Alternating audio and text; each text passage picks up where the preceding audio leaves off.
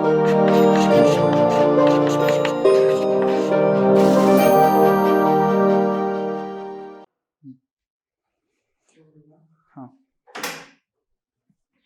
Hello friends, हम लोग अपना फिफ्थ चैप्टर पढ़ रहे हैं जिसका नाम है बैंक रिकंसिलिएशन स्टेटमेंट।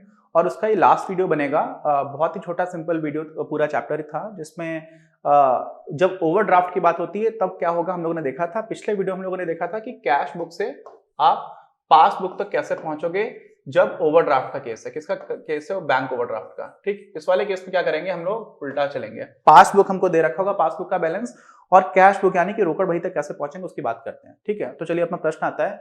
इंग्लिश में भी है, हिंदी में भी है। जिसको इंग्लिश में कंफर्टेबल है वो लोग इंग्लिश में पढ़ लें, और जो लोग हिंदी में कंफर्टेबल है वो लोग हिंदी में पढ़ लें।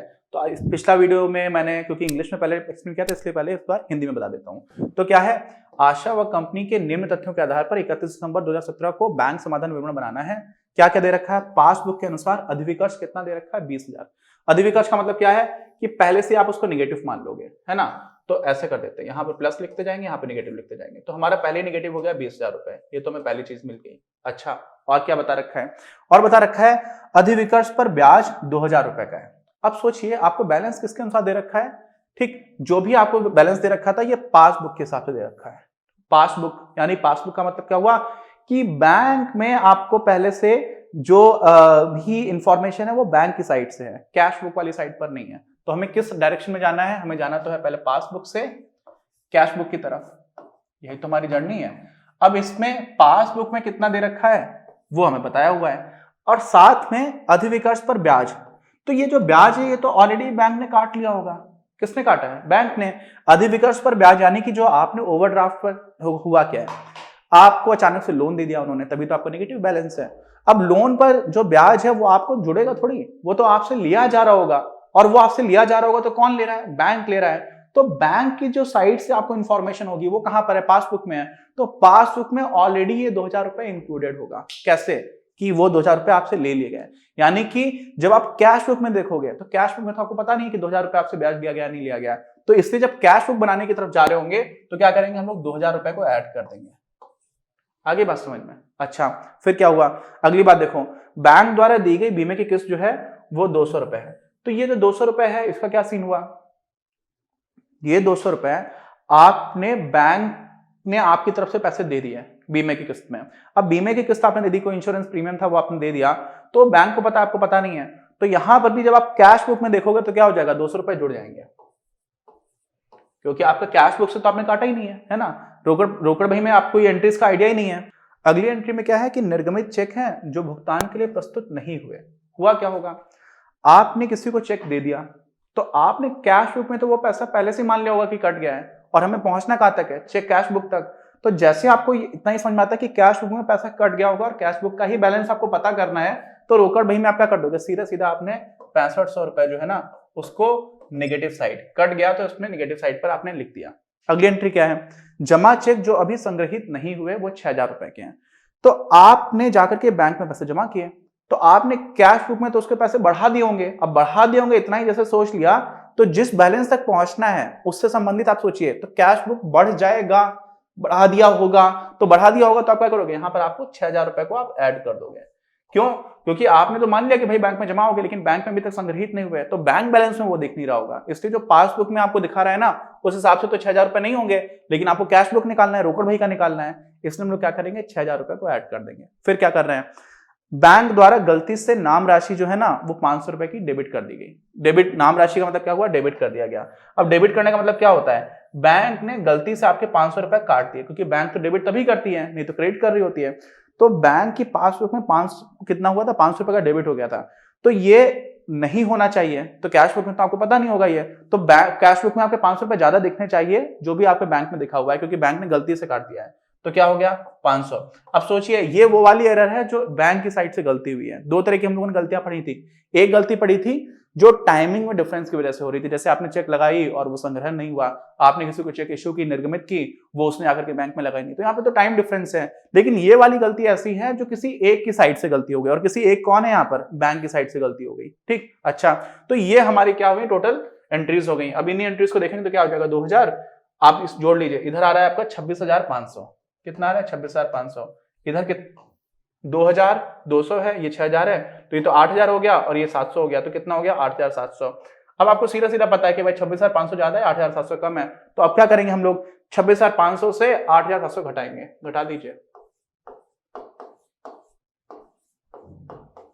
0 से 0 0 0 हो गया, 15 से 7 गएगा बचेगा 8, फिर 25 में से 8 जाएगा तो बचेगा 17, 17800 आपका क्या हो जाएगा, बैलेंस आ जाएगा। तो आप वास्तव में यहाँ पर तो फिर से 26500 लिख दोगे, लेकिन आपका बैलेंस कितना आ जाएगा 17800। और ये कौन सा बैलेंस है, ये अधिविकास है, ओवरड्राफ्ट ही है, और ये किस साइड पर आएगा, इस साइड पर आएगा। तो इसका मतलब क्या हो जाएगा कि आपकी कैश बुक जो है ना उसमें भी आपको अधिविकास ही दिख रहा होगा, कितने का दिखेगा 17800 का। तो देखते हैं कि एंट्रीज क्या क्या हुई हैं।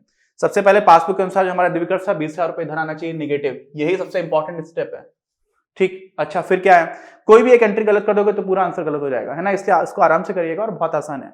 अधिविकास पर आपको ब्याज देना पड़ा था, तो यहाँ पर क्या हो गया वो आपको पता नहीं है, इसलिए कैश बुक के लिखने के टाइम पर आप 2000 रुपए ऐड कर दे रहे हो। ऐसे ही बैंक द्वारा दी गई बीमा की किस्त, ये भी आपको नहीं पता था, तो कैश बुक में आप 200 रुपए को ऐड कर दोगे।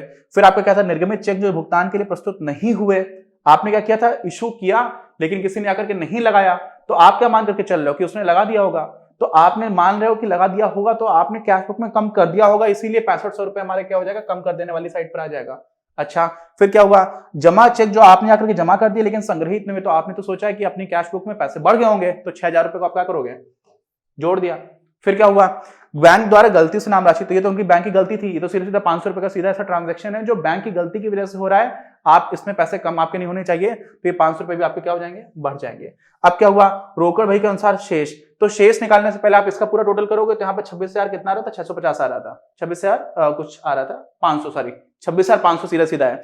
यहाँ पर 8,700 आपका बैलेंस आ रहा है, तो बैलेंस तो हमारा टोटल बराबर होना चाहिए, तो इसको आप हटा दोगे, यहाँ पे आप लिख दोगे 26,500, और जब हम लोगों ने 8,700 घटाया था पिछले साइड से देखे तो कितना बचा था, आ रहा था 17,800, तो यहाँ पे 17,800 आ जाएगा। ये जो 17,800 आएगा ना, यही आपका क्या हो जाएगा, कैश बुक के हिसाब से आपका अधिविकास हुआ 17,800, ये देखिए पूरा लिखा हुआ है, ठीक। तो हम लोगों ने दोनों साइड से क्वेश्चंस देख लिए, हमारा चैप्टर भी कंप्लीट हो गया। आप लोगों का बहुत बहुत धन्यवाद, आप लोगों ने सारे वीडियोस देखे, बहुत आसान चैप्टर था। थर्ड और फोर्थ चैप्टर बहुत इंपॉर्टेंट है, फिफ्थ चैप्टर बहुत आसान है, कुछ नई चीज ऐसी नहीं है, मतलब नई चीज है, ऑब्वियसली हम लोग नई चीज पढ़ी है, बट कोई कॉन्सेप्ट बिल्कुल भी डिफिकल्ट नहीं है। बैंक रिकंसिलिएशन स्टेटमेंट क्यों बनाते हैं, क्योंकि पासबुक और कैश बुक, रोकड़ बही और जो हमारी बैंक की पासबुक है, उन दोनों में शेष में अंतर होता है। वो अंतर दो कारणों की वजह से होता है, टाइमिंग डिफरेंसेस की वजह से, या तो फिर आप में किसी ने एक ने गलती कर दिया, तो बैंक ने गलती कर दी है, या तो फिर आपके यहाँ के अकाउंटेंट जो है फर्म के, उन्होंने गलती कर दी है, तो उनको किस तरह से एडजस्ट किया जाता है, ये बात हम लोगों ने देखी। दो तरह से देखा था कि एक बार ऐसा होता है कि कैश बुक को एडजस्ट किए बिना हम लोग बना रहे होते हैं, वही हम लोगों ने देखा है। दूसरा होता है जिसमें हम लोग कैश बुक को एडजस्ट करके बनाते हैं, वो नहीं देखा। साथ में हमारा जो 6th चैप्टर अभी आएगा ट्रायल बैलेंस का, उसमें भी कुछ ऐसे एस्पेक्ट्स हैं जो यहाँ पर यूज होंगे, क्योंकि हमने वो चैप्टर पढ़ा नहीं है, इसलिए उन सारी चीजों को हम लोग इसमें कवर नहीं कर पाए, और इस वजह से भी ये चैप्टर बहुत छोटा हो गया है। तो इसी चैप्टर का कुछ एलिमेंट है जो हमें 6th चैप्टर में भी देखने को मिलेगा। तो मिलते हैं अपने अगले चैप्टर में ट्रायल बैलेंस के साथ। और ट्रायल बैलेंस देखिए 3 चीजें होती हैं, आप समझ लीजिए। जो पूरे अकाउंटिंग प्रोसेस है उसमें क्या क्या होता है आपको बता देता हूँ ब्रीफ में। सबसे पहले हम लोग जर्नल पढ़ते हैं, ठीक है, जो हमारा ओरिजिनल बुक ऑफ एंट्री है, ठीक, रोजना मचा। उसके बाद से हम लोग लेजर पढ़ते हैं, जिसमें हम लोग पोस्टिंग करते हैं, ठीक। अब लेजर के बाद से हम लोग क्या बनाते हैं, ट्रायल बैलेंस बनाते हैं। और ट्रायल बैलेंस बना करके क्या देखते हैं कि कहीं पर सब कुछ था, सब कुछ ठीक है। मेनली क्या होता है कि एरर्स को ठीक करने के लिए इसका यूज किया जाता है। और इसके बाद से फिर हम लोग क्या करते हैं, फिर हम लोग फाइनेंशियल स्टेटमेंट्स पर जाते हैं। जो सारी चीजें हम लोग क्या करेंगे, अपनी जो सेकंड बुक आएगी 12th क्लास में, उसमें पढ़ेंगे। तो फाइनेंशियल स्टेटमेंट्स हम लोग वहां पर जाकर के पढ़ेंगे। तो ये काफी देर की बात है, लेकिन उसके पहले इन सारी चीजों को हम लोग देखते चले आएंगे। तो ट्रायल बैलेंस जो फंडामेंटल चीजें उस वाले एंगल से आप समझेंगे, तो जर्नल के बाद लेजर, उसके बाद ट्रायल बैलेंस, ही बहुत ज्यादा इंपॉर्टेंट है। तो अगला चैप्टर बहुत ही ध्यान से पढ़िएगा। मिलते हैं अगले चैप्टर में। बाकी कोई डाउट हो तो प्लीज कमेंट बॉक्स में लिख के बताइए, और अपने सजेशन है वो भी देते रहिए। साथ में कुछ लोगों को जो थोड़ी बहुत शिकायत है, सिलेबस थोड़ा सा धीरे चल रहा है, उसके कुछ रीजंस थे। अकाउंटेंसी और बिजनेस स्टडीज में उसको हम लोग बहुत तेजी से कवर करने की कोशिश कर रहे हैं। साथ में इकोनॉमिक्स वालों में तो कोई दिक्कत नहीं है, और 10th की मैथ्स और साइंस की वीडियोस भी काफी तेजी से आने स्टार्ट हो गए। तो अगर आपके कोई भाई बहन है जिनको आप जानते हैं, उनको भी बता सकते हैं। मिलते हैं हम लोग। इस वीडियो के प्रायोजक हैं आप, और अगर आप ऐसे ही और वीडियोस बनाने में हमारी मदद करना चाहते हैं तो पैट्रियन पर जाकर या फिर स्क्रीन पर दिए गए QR कोड को स्कैन कर अपना योगदान जरूर दें। अपनी क्लास का उद्देश्य आप सभी के लिए आप ही की भाषा में गुणवत्तापूर्ण शिक्षा उपलब्ध कराना है। कक्षा 12 तक के सभी प्रमुख विषयों पर हम वीडियोस बना रहे हैं, और कुछ विषयों पर वीडियोस आपके अपने चैनल अपनी क्लास की ही अन्य प्लेलिस्ट पर अपलोड भी हो चुके हैं। ज्ञान के प्रकाश से देश को सशक्त बनाने के हमारे इस प्रयास में इस चैनल को सब्सक्राइब करके और लोगों के साथ शेयर करके अपना बहुमूल्य योगदान जरूर दें। बढ़ेगा इंडिया तो बढ़ेगा इंडिया।